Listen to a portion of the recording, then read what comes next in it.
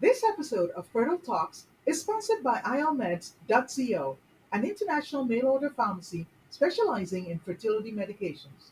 If you're looking to save significantly on your fertility treatments without compromising on quality, ILMeds.co is an excellent choice, offering up to 80% of retail prices. And as a special offer to our listeners, use the code FT24 at checkout to receive a $50 discount on your order. For your convenience, you can find a link to their website in the episode show notes. Thank you, and let's get started.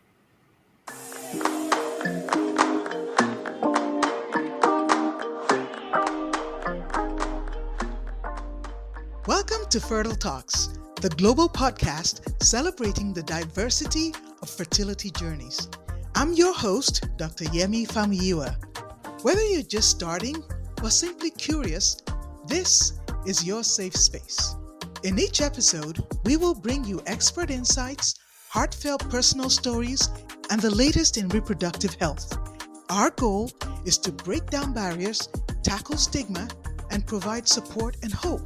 So whether you're in the Americas, Africa, or Asia, Fertile Talks is your companion on the path to parenthood. Thank you for tuning in and welcome to Fertile Talks.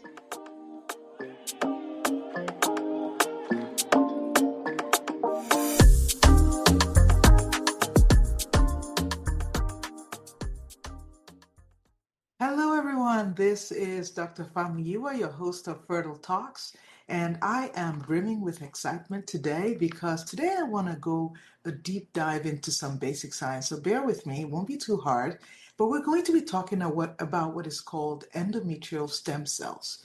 I call them the architects of regeneration and disease. Now, the question you want to ask is, what are stem cells? Stem cells are those basic progenitor cells, the initial cells that can be programmed or redirected by your DNA or your environment to evolve into other more mature cells, such as your heart cells, your muscle cells, your bone cells. But anyway, so the interesting thing is we never think about it, but recently there's more data coming out that shows that the endometrium, the inside of the uterus, has its own unique cells, its own unique stem cells, right? And they are very important in the proper functioning of your endometrial layer, right?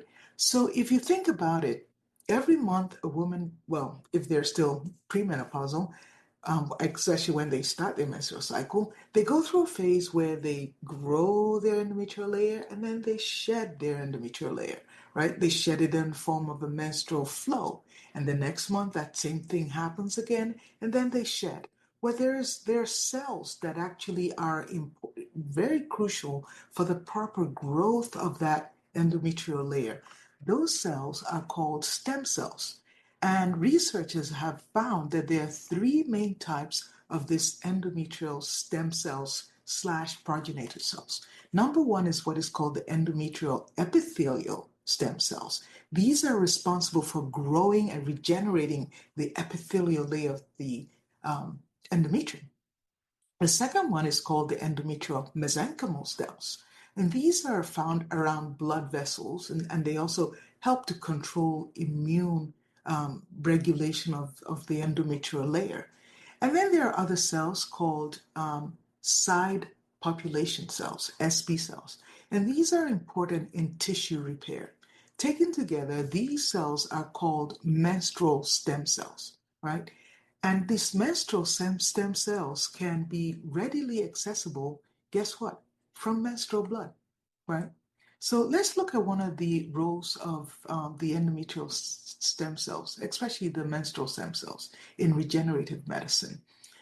They're abundant, they're easy to collect, and they have excellent proliferation and differentiation abilities. And they've been shown to differentiate under different conditions into varied cell types.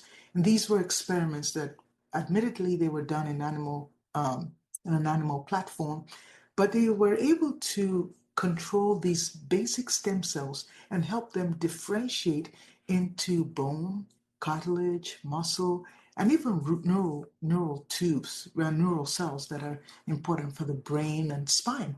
So who knows? They may be important in helping people who have paralysis in the future. So there is a unique function that they also were able to find out. These stem cells were able to regenerate the lining in women who have extensive intrauterine adhesions. Now, I know my patients who have this would love to hear this tale. It's not out there yet, it's still in animal studies. When a woman has extensive intrauterine adhesions, the inside of her uterus has been scarred shut. I mean, it's like somebody poured in crazy glue mixed in with cement and shoved it in the uterus. It's that stuck. And when the layer of the endometrium is no longer present, it cannot regenerate. Therefore, they cannot implant. Therefore, they cannot get pregnant. Well, they have used studies to find out that using these stem cells, they were able to recreate the lining of the uterus in women who have this extensive adhesions. And in animal models, they not only regenerated the endometrial layer, they were actually able to restore fertility in cases of severe intrauterine adhesions. They have been able to use tissue engineering where they've been seeded onto scaffold to create new tissue for repair and regeneration. Anyway, another thing that makes these menstrual stem cells unique is they have what is called immunomodulatory properties. In other words, they interact with our immune cells, such as your T cells and dendritic cells that are important for showing the antigen to your body so it can react to it. They can control that interaction between foreign tissue and your immune system, and they help to reduce inflammation and promote tissue repair. So they're actually promising candidates for treating immune-related diseases and reducing rejection and open transplant. So let's shift gears to a more complex and often misunderstood condition, such as endometriosis.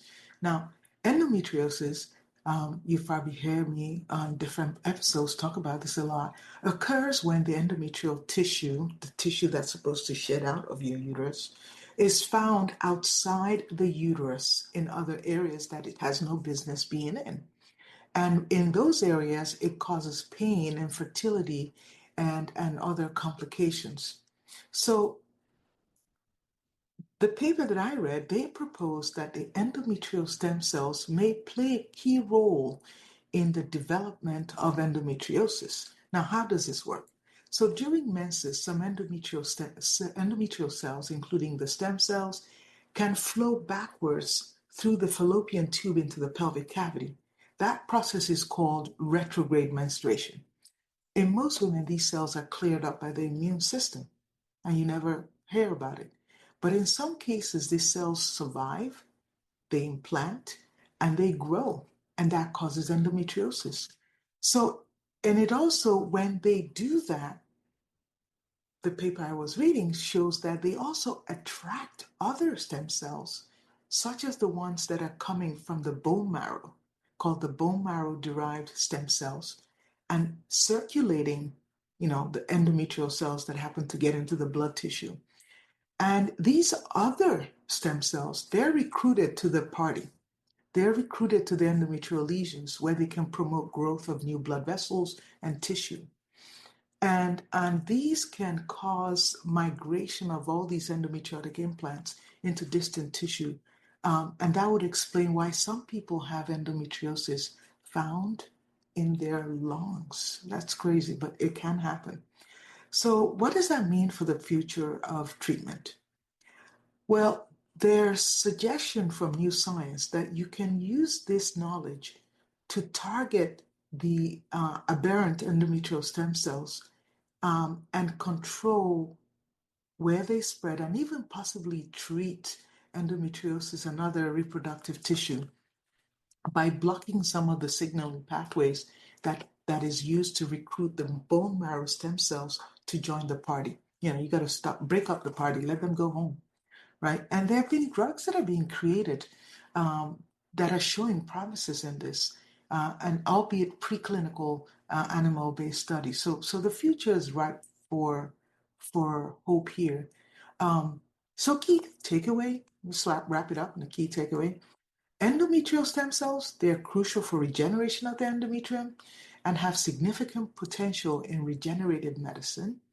Menstrual stem cells are showing themselves to be a promising source of stem cells for treating conditions such as intrauterine adhesions and premature ovarian failure. They can actually, under certain conditions, be programmed to evolve back into um, eggs, premature egg cells that can now grow into mature eggs and hopefully maybe restore fertility in some women.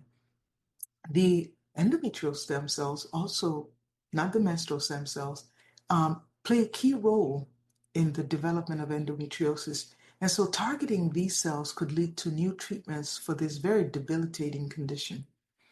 Um, and we also know that bone marrow derived stem cells and the circulating endometrial cells can also contribute to endometriosis.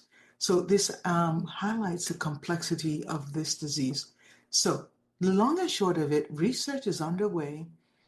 It's not available just yet, but it really would give a hope to women who are very suffering from this very devastating conditions. So anyway, thank you for tuning in to another episode of Fertile Talks. And if you've enjoyed this episode, please do not forget to subscribe, to like, and to share, and to leave us a comment. It helps us continuing the mission of disseminating information. Thank you once again. This is Dr. Famuyiwa.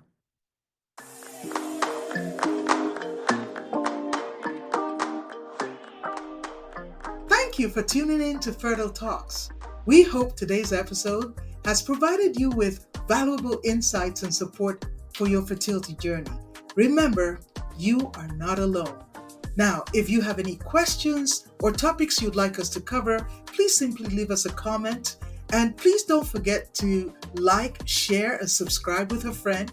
Your ratings, your shares, and your reviews are greatly appreciated and is going to help us serve more of our listening audience. Thank you once again. This is Dr. Famuyiwa.